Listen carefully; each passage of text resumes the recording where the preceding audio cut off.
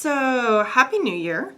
I severely apologize for not doing as many videos as I should have been doing. It has been a very eventful few months since Christmas. I know that's probably the last time I did my video, and I know a bunch of you have been looking forward to me doing my introduction to the vertical flat wire. I just want to give you kind of a rundown of what's going on, so I can excuse my absence, at least to some of you. We have actually decided that we're going to close our brick and mortar store, so we're going to be taking our business completely online. That's the first big part. The second big part is that we're actually going to be relocating to the East Coast and moving closer to family in Florida. And we plan to do that over the summer. So I've had a lot on my mind, I've had a lot going on, so I've just not had a chance to do this video or really any other of the videos I have planned.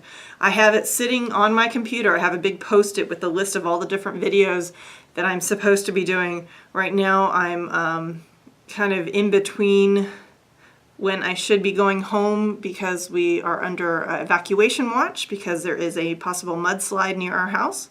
So I've got a few minutes before, I've actually got about 20 minutes before I have to head home. I had to come down and do orders this morning, and then I'll be heading back up. So I want to do a quick introduction to my vertical flat. First, I guess I can do kind of an introduction to what the differences of all the wires are.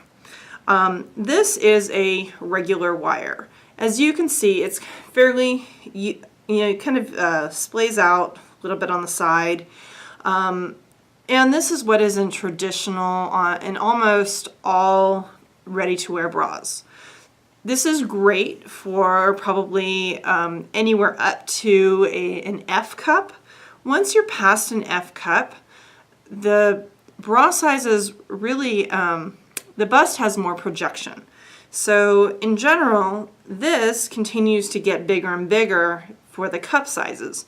So on me, I am recommended to wear a 54.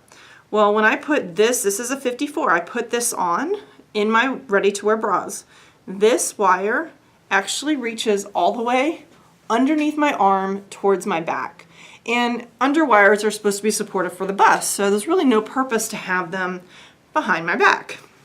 So an alternative to this is your vertical wire, which is more U-shaped. It's really high vertical up on the side and up in the center front. And this is really good because it does deal with more projection. It does help kind of mold around the body.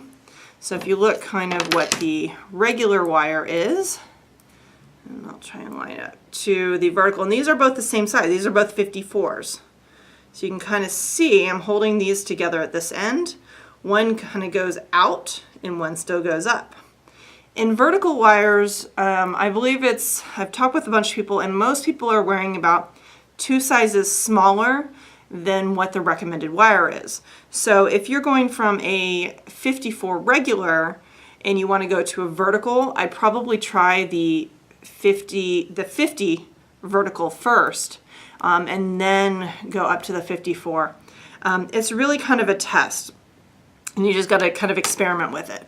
Now, I like this one. It actually works a little bit better for me, but the problem is as I was wearing this, it would slowly creep down, and the wire would end up sitting, my bust would be right here, and the wire would be sitting almost 1.5 inches to 2 inches below my bust, which makes me look like I'm even fatter, and it's just I'm not sitting in the right place. So it dawned on me, well, what is wrong with this?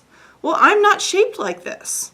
The smaller cups, they might be shaped more round if someone's had a breast implant or any reconstructive surgery, they might be more this shape. But for those of us that are a little bit bigger, may have had some kids, most of our busts are not round on the bottom.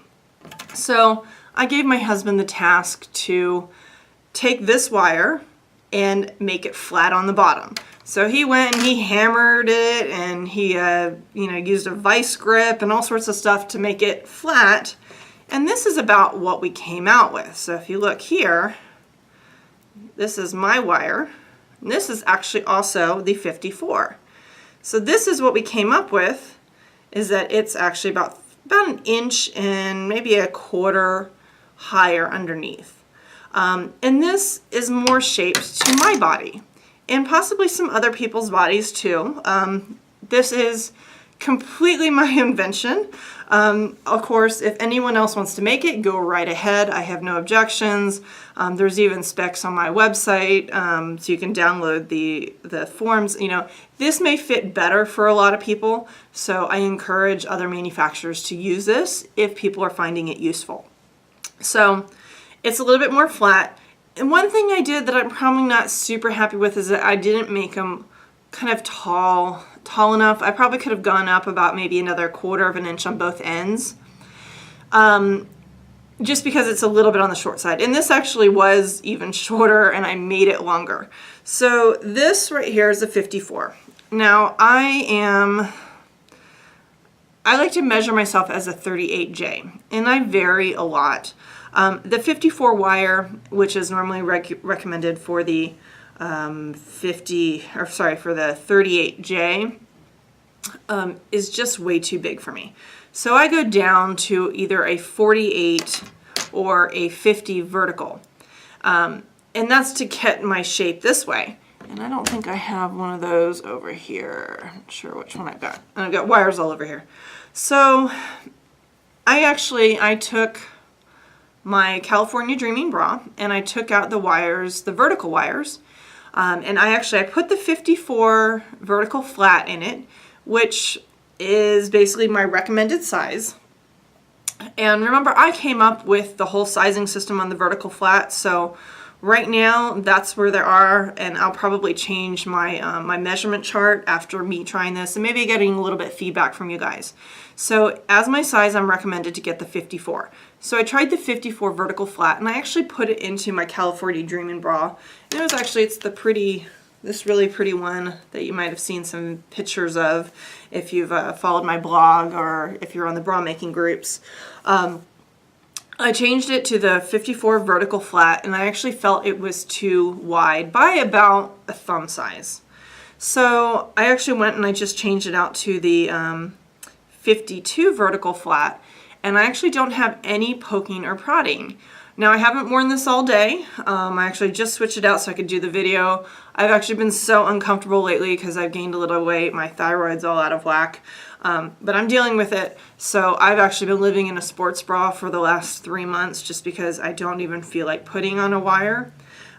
So I'm sure you've all been in that boat. But this one is actually, I've got the 52 vertical flat. It feels very comfortable.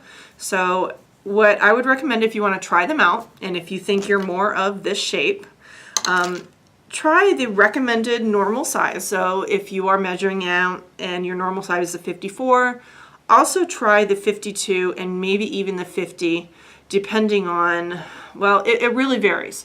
Every single person is going to be completely different, and it's completely normal if you end up with about 20 different wires. I did that, and then actually at one point I think I ended up listing on one of these groups, a whole variety of wires, and it was probably about 30 or 40 wires. This is before I even started carrying them myself, and I had no idea what sizes they were, but of course somebody bought them. They probably do samples of them. So that is my little introduction to the vertical flat. I do hope to do some more videos, and I'm actually going to wear this one the rest of the day and see how it goes. I did not modify my pattern whatsoever for this vertical flat. So I'm going to see how this goes to see if there's any like a southward movement on it like I get with the vertical wires. And if there isn't, and there's no bulging in the actual bra, you might not even have to make any alterations to the band itself. The one thing I will say you may have to make going with the vertical flat is you might have to shorten where the bridge and the side ends. So you might have to make those a little bit shorter. But other than that, I'll see you next time.